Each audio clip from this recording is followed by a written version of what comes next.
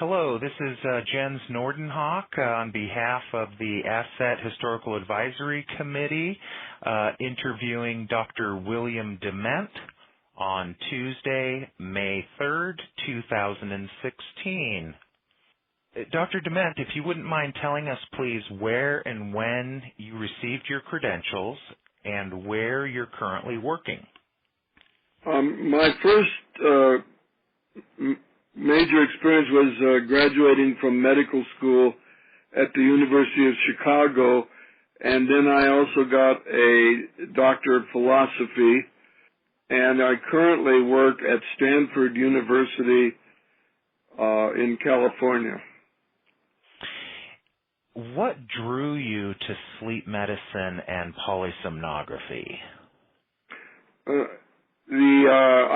had been very interested in the interpretation of dreams by Sigmund Freud when I was in high school and college, and there was no sleep medicine and polysomnography, of course, but I went to the University of Chicago to go to medical school, and at that time they were just realizing that rapid eye movements occurred during sleep, and that it really energized me and my interest, that it seemed like a royal road to understand the dream process. So when you started your career, this was not a subspecialty and sleep medicine didn't even exist at that time? Not at all. In fact, I'm pretty sure I was the only person on the planet who was actually studying all-night sleep and looking at these rapid eye movements and when they occurred. Who were your early mentors? Well, I really just had one. His name was Professor Nathaniel Kleitman, Kleitman, in the Department of Physiology at the University of Chicago. Would you say that he was one of your earliest career influences? Yes, I would. In fact, he was sort of the only one. Okay. If you had not become a physician, what would you likely have done? Well, I did write a letter to the Air Force that I wanted. I'd heard there were going to be astronauts. This is years ago, and I would like to investigate being accepted in training to be an astronaut. That right now, that sounds pretty wild. Why do you think sleep medicine and polysomnography took off like it did? Well, it didn't really take off right away. I think people were interested initially in the correlation between rapid eye movements during sleep and dreaming, which turned out to be a very, very high correlation. I think it's so high you can assume that the periods of rapid eye movement sleep are, in fact, the dream periods. But it wasn't until I actually moved to Stanford in 1963, and then we had become interested in narcolepsy, and I started a narcolepsy clinic, which failed because these patients were pretty much not working and couldn't pay their bills. But once there was an actual sleep clinic, and I think the discovery of obstructive sleep apnea, that an actual concept of a sleep disorders clinic, which we started the very first one at Stanford University in 1970, and then obstructive sleep apnea had been discovered, but nobody had done anything about it. And we realized that when we saw patients who complained of daytime sleepiness, that most of them had this, serious illness called obstructive sleep apnea. And before continuous positive airway pressure, what was the treatment for sleep apnea? Treatment was chronic tracheostomy and weight loss. So the tracheostomy is a hole in the throat. You know, they would have a valve, they would open it at night to breathe and then close it in the daytime to talk and eat and speak. Was that effective for these patients? Well, very effective. You know, you could say it's the most effective treatment in the sense that it's completely unobstructed air going into the lungs, but having a hole in your throat has other problems that are, you know, sort of independent of that, of keeping it sterile and so forth. What equipment did you first train on, and what were the limitations of it? The first equipment was a Grass Company Model 3 electroencephalograph, and it was ink writing, and the major problems were at the time the circuits did not filter 60-cycle influence, you know, where everything is 60-cycle in the United States environment. So you'd often get artifacts that obscure everything, and then there was always problems with the pen and ink. The pens would clog, ink would get over things, and those were the main. But other than that, it was a remarkably effective machine. Were you recording other parameters besides EEG, like respiratory effort or? Mainly, we recorded rapid eye movements, or eye movements in general. The eyeball has a voltage across it, a potential difference from cornea to retina of about 70 millivolts. So the eye movements are about as easy to record electrically. You know, they're 1,000 times larger potentials than brain waves, so you have no problem whatsoever recording eye movements. What other equipment have you used over the years, and were there any pros and cons? Well, I've only used the Grass equipment with, you know, different inputs like respiratory input or an electromyography input or EKG input, you know, depending upon what we're actually doing. And the first Grass model machine that I used actually had only 4 amplifiers. So I used to try desperately to record 2 subjects at a time with eye movements on one channel and brainwaves on the other. The development of the Grass instruments was that they had up to 16 amplifiers in the later models. What memories do you have of your training program? Well, I did not have a training program, to be perfectly honest.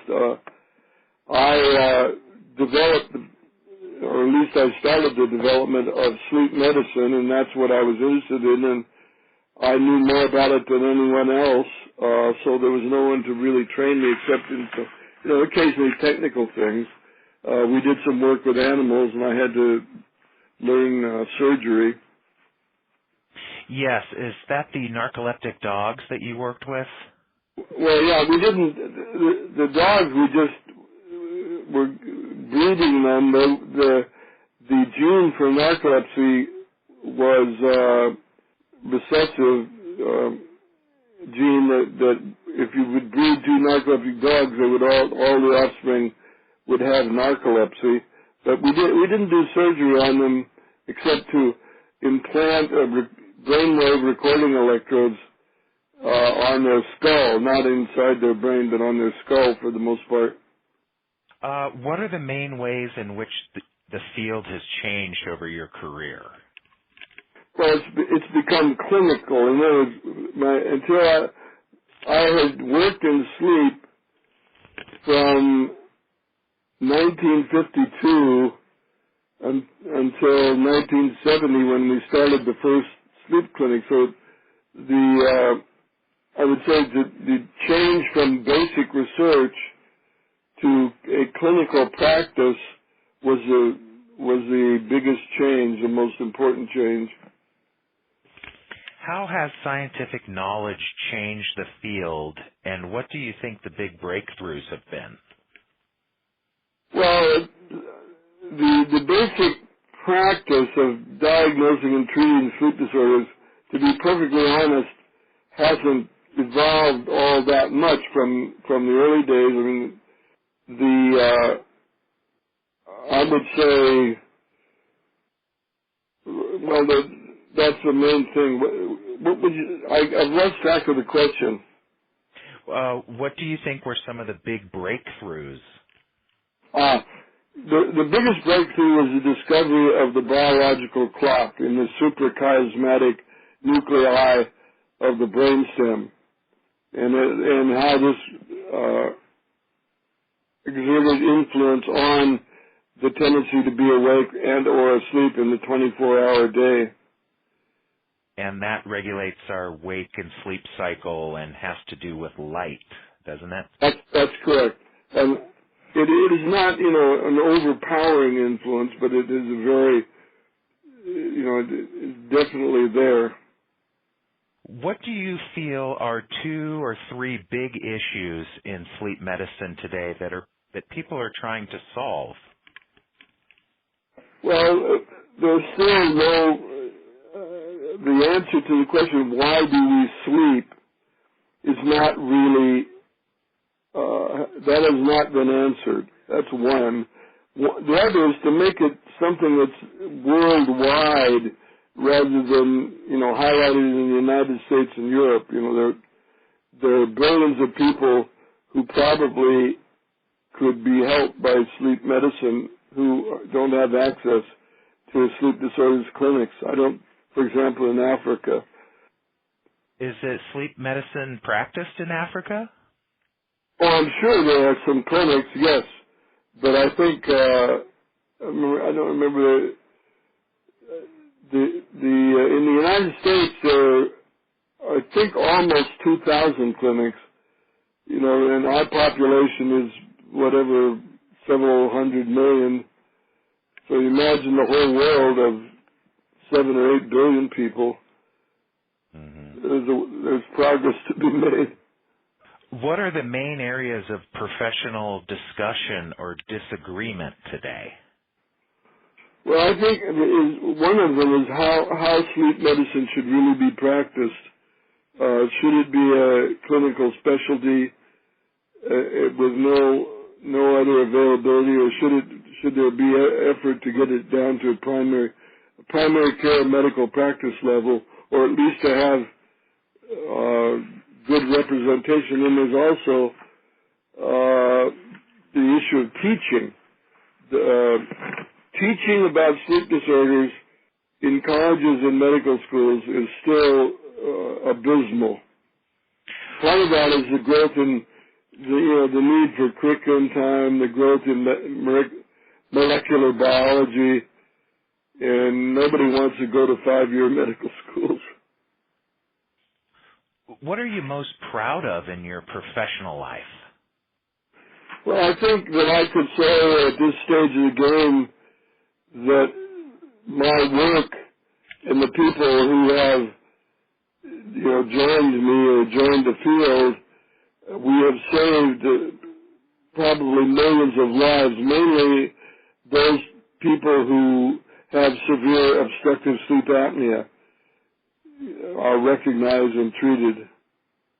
Where do you see sleep medicine in 10 years? Well, I hope to see it worldwide, really worldwide, as accessible as anything else in, the realm of medical practice. What is the best piece of advice that you've ever received? I think it's look before you leap. Think about what you're going to need and the resources and so on before you actually start a project. Is there anyone else in sleep that you think would be beneficial for us to talk to? I think there's a man at Harvard, Charles Seisler. His name is spelled Zeisler.